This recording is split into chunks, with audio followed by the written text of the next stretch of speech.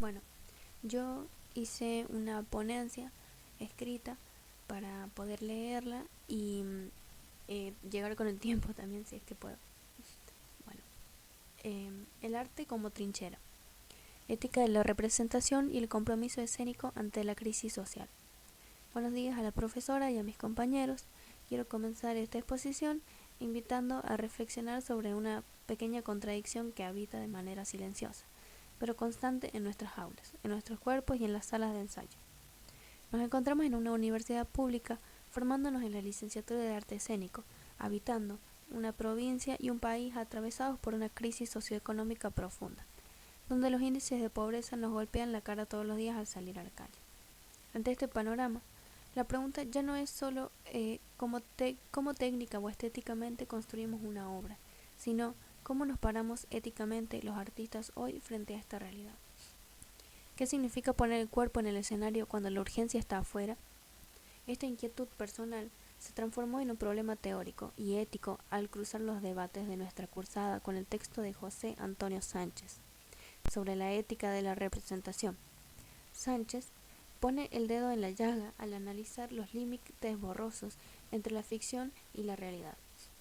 Nos advierte sobre el peligro del artificio. Con frecuencia, desde el discurso artístico, repetimos casi de memoria que el teatro y la danza son herramientas fundamentales para crear comunidad y generar lazos sociales.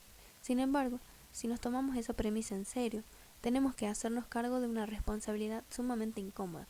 ¿Cómo mostrar la vulnerabilidad, la marginalidad o la crisis de nuestro contexto sin caer en la espectacularización del dolor ajeno?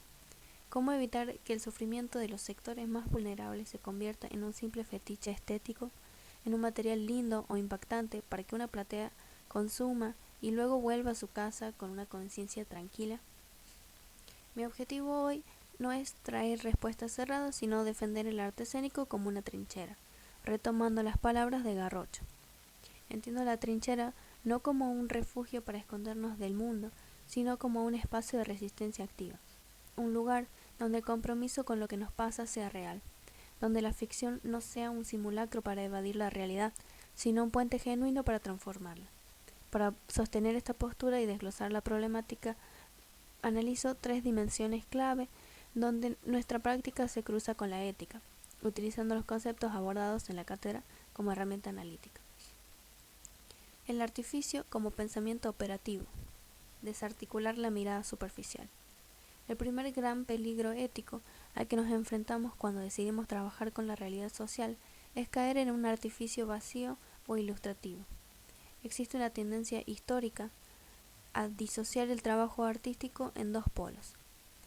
Por un lado, la teoría abstracta y por el otro, la práctica puramente técnica o artesanal. Cuando esta decisión ocurre, el teatro y la danza que intentan hablar de la pobreza terminan haciendo un simulacro. Intérpretes que actúan de pobres, coreografías que intentan ilustrar el sufrimiento de manera superficial, vaciando el conflicto de su densidad política. Para desarmar esta lógica es fundamental recurrir al análisis histórico que propone André Chastel. Al examinar la transición de las artes mecánicas a las artes liberales durante el Renacimiento, Chastel nos demuestra que la dignificación del productor artístico no se dio negando la materialidad de su oficio, sino precisamente profundizando y exaltando el carácter operativo de su actividad. Surge así la figura del artifex politecnes y el concepto central del diseño, como el lugar preciso donde se ejerce la inteligencia. Como bien sentenció Leonardo da Vinci, la creación es una cosa mental. ¿Qué nos aporta esta perspectiva histórica a nuestra trinchera escénica actual? Nos aporta la certeza de que la creación en teatro y la danza no es un acto reflexivo secundario, sino una forma de investigación en y a través de las artes.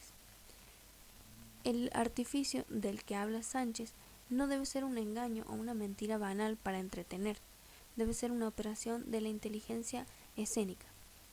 Un ejemplo que considero muy valioso es la obra Campo Minado, de la directora argentina Lola Arias. En esta propuesta, excombatientes argentinos y británicos de la Guerra de las Malvinas suben al escenario para reconstruir y reflexionar sobre sus propias experiencias. La obra no busca que los intérpretes actúen, el dolor de los otros ni convertir el trauma en un espectáculo conmovedor. Por el contrario, construye un espacio donde quienes vivieron esa historia participan activamente de su representación. En ese sentido, el artificio teatral no oculta la realidad, sino que la hace pensable desde una perspectiva ética, invitando al espectador a asumir una posición crítica más que una mirada meramente emocional. Cuando diseñamos una escena que toca el dolor social, los recursos de nuestro oficio, la luz o el uso del espacio, la composición coreográfica o el texto, deben funcionar como un bisturí que devela las estructuras del sufrimiento, no como un maquillaje que las adorna. Entender el arte como una cosa mental implica que el artista no es un mero espejo pasivo que reproduce la miseria, sino un sujeto que opera críticamente sobre ella, transformando el dolor en una pregunta punzante para el espectador. La ética en los procesos de creación, el ensayo como un espacio de poder y resistencia. El segundo eje de esta problemática me obliga a desplazar la mirada desde el resultado final, la obra estrenada, hacia el interior de las salas de ensayo, hacia el proceso oculto de producción, muchas veces movidos por la urgencia de denunciar una injusticia social o por el deseo de conmover al público con un teatro fuertemente comprometido. Los directores o coreógrafos caen en la contradicción de ejercer violencia o manipulación sobre los propios intérpretes, instrumentalizando sus cuerpos y sus emociones. Para iluminar esta zona oscura, resulta sumamente operativo el estudio sociológico de Franco Damiano respecto a las relaciones de autoridad y los comportamientos de los sujetos. Damiano investiga la doble moral institucional y analiza cómo los sujetos frente a una autoridad que consideran legítima suelen resolver la brecha entre sus discursos ideológicos, su deber ser moral y sus acciones concretas a través de mecanismos de obediencia, habitando lo que él denomina zonas grises de acción. Si trasladamos esta advertencia al campo de la dramaturgia de dirección y la dramaturgia actoral o de escena, el panorama se vuelve complejo. En los procesos creativos, el director o coreógrafo ocupa ese lugar de autoridad legítima. Existe un riesgo ético latente de que bajo la bandera de un arte político o de la búsqueda de una verdad escénica descarnada, se empuje a los actores o bailarines a exponer traumas o a vulnerar su integridad psicofísica o evitar esas zonas grises de sumisión en nombre de la obra. Una verdadera trinchera artística no puede construirse a base de la explotación interna. No podemos pretender crear comunidad hacia afuera con el público o los sectores populares. Si hacia adentro el proceso de ensayo reproduce lógicas de obediencia ciega o precarización o manipulación afectiva. El compromiso ético de la representación debe ser ante todo un compromiso con el proceso de producción. La dramaturgia escénica debe configurarse como un espacio de co-creación horizontal donde se cuiden los cuerpos que se exponen, entendiendo que el respeto relacional dentro del ensayo es el primer acto de resistencia política. El proyecto de vida del artista. La articulación entre el saber hacer y el deber ser. Finalmente, asumir el arte como una trinchera ante la crisis del contexto no es una decisión estética que se toma para una obra en particular y luego se desecha. Es una postura ética que define nuestra identidad y nuestro rol profesional en la sociedad que habitamos. En este sentido, los conceptos desarrollados por Arana Ercilla y Batista Tejeda sobre la educación en valores se vuelven indispensables. Los autores sostienen que en la formación universitaria frecuentemente estallan contradicciones profundas entre tres dimensiones: el ser, el saber hacer y el deber ser.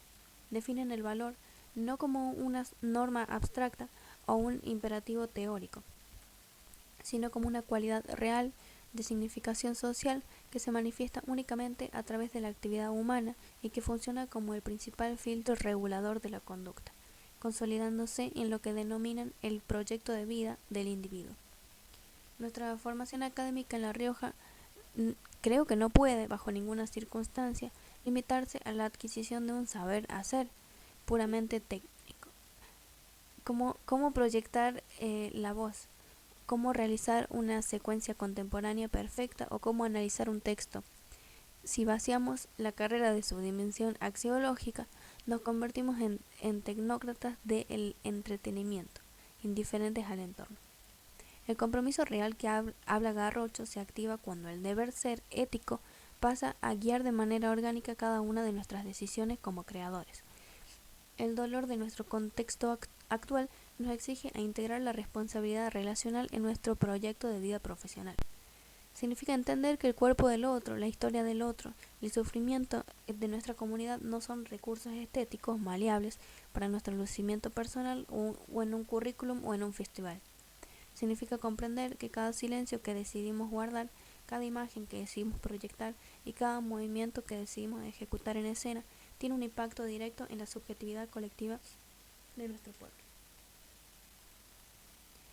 Para concluir, compañeros y profesora, hacer del teatro y la danza una trinchera en la Argentina de hoy implica una doble negativa. Implica negarse rotundamente a clausurar el arte en una torre de marfil de ficción indiferente que mira para otro lado mientras el contexto sangra. Pero implica también negarse con la misma fuerza a lucrar con la miseria y el dolor ajeno en la pasarela de la espectacularización y el oportunismo estético.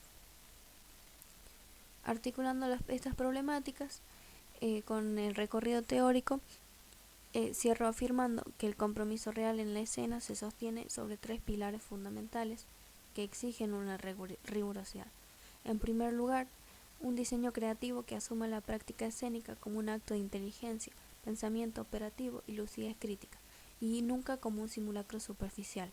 En segundo lugar, un proceso de trabajo ético al interior de las salas que desarticule esas lógicas violentas de autoridad y cuide los cuerpos de quienes ponen en pecho de la escena. Y en tercer lugar, la convicción absoluta de que el arte escénico es una práctica social transformadora que debe configurar nuestro proyecto de vida, uniendo de manera indisoluble lo que sabemos hacer con lo que éticamente debemos hacer como artistas ciudadanos. Esto supone comprender que el compromiso artístico no depende únicamente del tema que elegimos representar. Una obra sobre la pobreza puede reproducir estereotipos y utilizar el sufrimiento como espectáculo, mientras que la obra puede generar espacios de escucha, memoria y reflexión colectiva. La diferencia no está en el argumento de la obra, sino en la ética con la que se construye el proceso y la representación. El problema ético no es representar el dolor, sino preguntarnos desde dónde lo representamos, con quiénes lo representamos y para qué lo representamos. Solo habitando la escena con esta conciencia, el artificio formal deja de ser una mentira y se transforma en lo que verdaderamente tiene que ser, un espacio de resistencia, de memoria viva y de encuentro genuino para y con nuestra comunidad. Muchas gracias. Quedo abierto al diálogo y preguntas. Bueno, eso lo escribí pensando en la clase igual. Muchas gracias, profe. Creo que sí llegué con el tiempo. Pero bueno, eso sería mi trabajo.